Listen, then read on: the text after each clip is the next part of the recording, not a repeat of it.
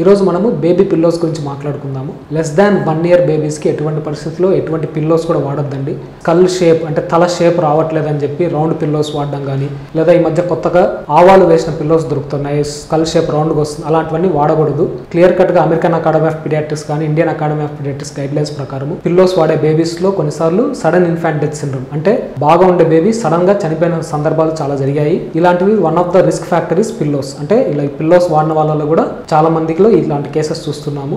ఆ skull shape అనేది usually determined by genetics.